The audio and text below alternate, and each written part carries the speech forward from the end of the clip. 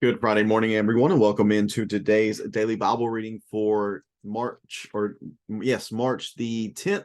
Today we are reading together in Exodus chapter 32, which contains the story of the golden calf and everything surrounding this just disaster of a scene for the Israelite people. Thanks so much for tuning in today. Hope that you've had a great week. Let me get the text up on the screen for us, and we will get to reading here in Exodus chapter 32. Exodus chapter 32. Remember, for the last, I don't know, many chapters, Moses has been on top of the mountain, and he has been receiving instructions from Yahweh concerning various aspects of the Jewish life as they enter into this covenant with Yahweh, and as they begin to live by what will be known as the law of Moses. Moses himself has received the two tablets of the testimony, and we're going to see here in a moment that he's going to make his way down to the people, and we'll see as well that these tablets of testimony are not long for this world. They do not last very long, and we'll see the exact reason why why Moses smashes them to the ground. So let's read here together in Exodus chapter 32 and verse number 1.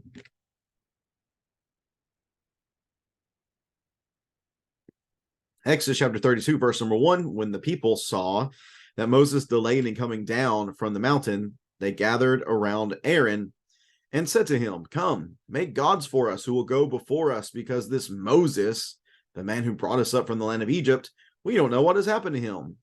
Aaron replied to them, "Take off the gold rings that are on the ears of your wives, your sons, and your daughters, and bring them to me."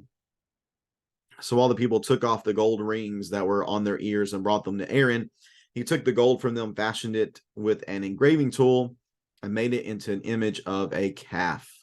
Then they said, "Israel, these are your gods who brought you up from the land of Egypt." When Aaron saw this, he built an altar in front of it and made an announcement. There will be a festival to Yahweh tomorrow. Early in the morning, they arose, offered burnt offerings, and presented fellowship offerings. The people sat down to eat and drink and got up to party. Yahweh spoke to Moses, "Go down at once, for your people you have brought up from the land of Egypt have acted corruptly. They have quickly turned from the way I commanded them. They have made for themselves an image of a calf. They have bowed down to it, sacrificed to it, and said, 'Israel, these are your gods who brought you up from the land of Egypt.' Yahweh also said to Moses, 'I have seen this people, and they are indeed a stiff-necked people. Now leave me alone, so that my anger can burn against them, and I can destroy them. Then I will make you into a great nation.' But Moses sought the favor of Yahweh his God. 'Yahweh, why does your anger burn against your people? You brought out of Egypt with great power and a strong hand. Why should the Egyptians say, he brought them out with an evil intent, to kill them in the mountains and eliminate them from the face of the earth? Turn from your fierce anger and relent concerning the disaster planned for your people. Remember your servants Abraham, Isaac, and Israel. You swore to them by yourself and declared, I will make your offspring as numerous as the stars of the sky, and will give your offspring all this land that I have promised, and they will inherit it forever.' So Yahweh relented concerning the disaster he had said he would bring on his people. Then Moses turned and went down the mountain with the two tablets of the testimony in his hands. They were inscribed on both sides, inscribed front and back. The tablets were the work of God, and the writing was God's writing engraved on the tablets. When Joshua heard the sound of the people as they shouted, he said to Moses, 'There is sound of war in the camp.' But Moses replied, 'It's not the sound of a victory cry, and it's not the sound of a cry of defeat. I hear the sound of singing.' As he approached the camp and saw the calf and the dancing, Moses became enraged and threw the tablets out of his hand, smashing them at the base of the mountain. He took the calf they had made, burned it up, and ground it to powder. He scattered the powder over the surface of the water and forced the Israelites to drink the water. Then Moses asked Aaron, 'What did these people do to you that you have led them into such a grave sin?' 'Don't be enraged, my lord,' Aaron replied. 'You yourself know that the people are intent on evil. They said to me, make gods for us who will go before us, because this Moses, the man who brought us up from the land of Egypt, we don't know what has happened to him.' So I said to them, Whoever has gold, take it off. And they gave it to me. When I threw it into the fire, out came this calf. Moses saw that the people were out of control, for Aaron had let them get out of control, making them a laughingstock to their enemies. Then Moses stood at the camp's entrance and said, "Whoever is for Yahweh, come to me." And all the Levites gathered around him. He told them, "This is what Yahweh, the God of Israel, says. Every man fasten his sword to his side, go back and forth through the camp from entrance to entrance, and each of you kill his brother, his friend, his neighbor." The Levites did as Moses commanded, and about 3,000 men fell dead that day among the people. Afterward, Moses said, "Today you have been dedicated to Yahweh, each man against his son and his brother. Therefore, you have brought a blessing on yourselves today." The following day, Moses said to the people, "You have committed a grave sin. Now I will go up to Yahweh, and perhaps I will be able to atone for your sins." So Moses returned to Yahweh and said, "Oh, these people have committed a grave sin. They have made a god of gold for themselves. Now, if you would only forgive their sin, but if not, please erase me from the book you have written." Yahweh replied to Moses, "Whoever has sinned against me, I will erase from my book. Now go, lead the people to the place I told you about. See, my angel will go before you. But on the day I settle accounts, I will hold them accountable for their sin." And Yahweh inflicted a plague on the people for what they did with the calf Aaron had made. And that is Exodus chapter 32.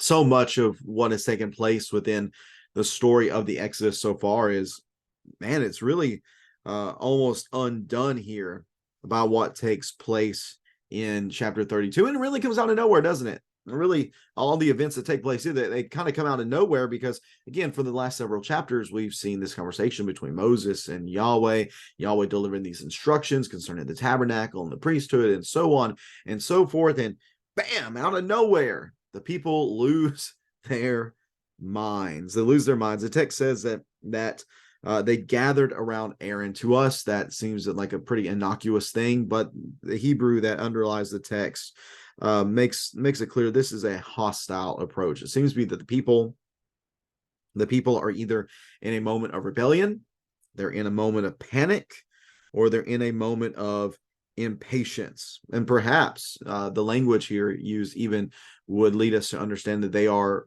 being hostile toward Aaron, and that they are perhaps threatening Aaron in the way that they are coming to him.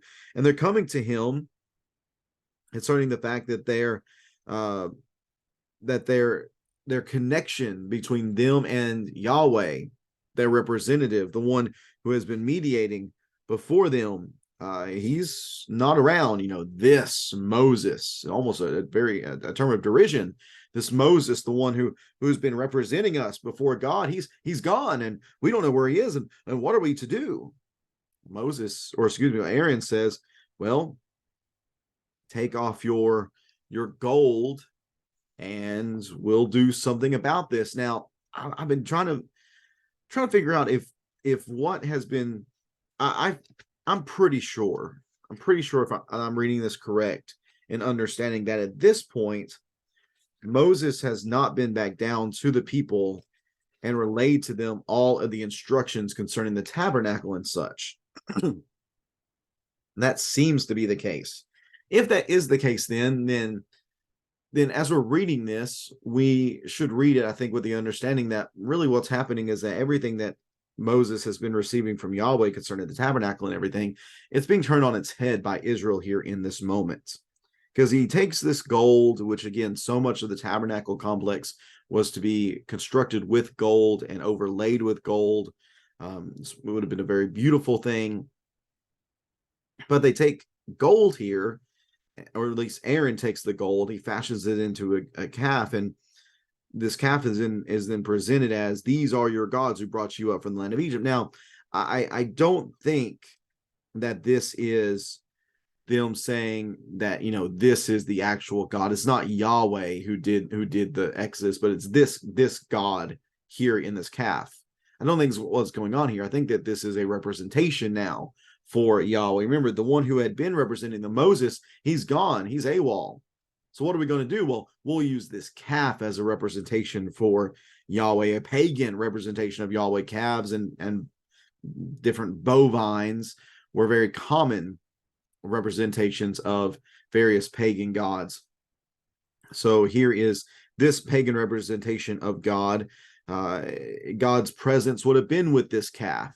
So it's not so much, I don't believe, a breaking of the first commandment, so much as it is a breaking of the second commandment to not have any graven or carved images that are to represent Yahweh, for he cannot be represented by that which is created. The creator cannot be represented by the created, apart from those who bear his image, which are humans.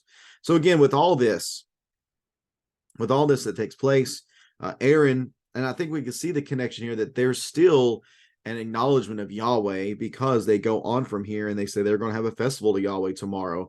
And so much of what takes place in verses 5 and 6, it can be traced back to what takes place in chapter 24 concerning that covenant ceremony, and how it's now reversed. Now it's Aaron doing the things, and they're also throwing in some pagan worship with this getting up to party or getting up to play. Oftentimes this would also include some sexual activity.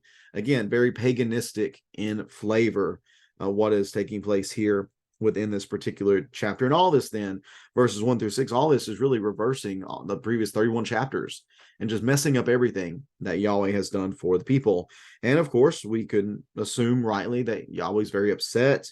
He tells Moses, go down, for your people that you brought up are acting corruptly.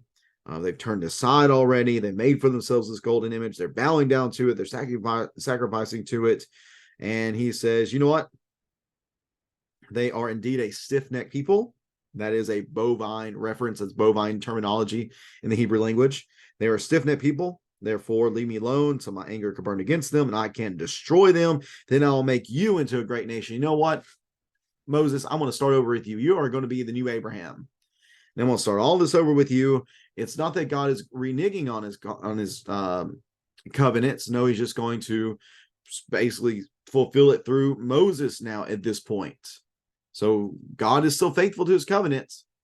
It just, in his mind, doesn't have to be with this people specifically. It could be through this other descendant of Abraham, this Moses man, and his descendants can be in the new Abraham, and I can create a new family from them. Well, at this point, we see, I think, a great sign of the maturation of Moses in his character, because we go back to what we see in the burning bush scene.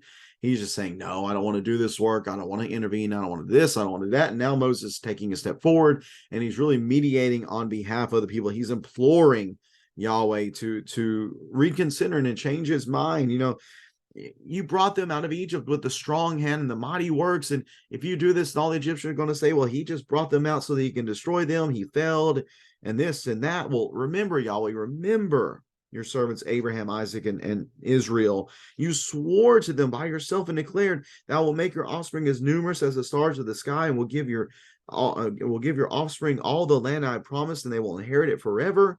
So as Moses makes this plea to Yahweh, we do see that Yahweh relents, and he relents concerning the disaster he said he would bring on his people. Other translations say that God changed his mind.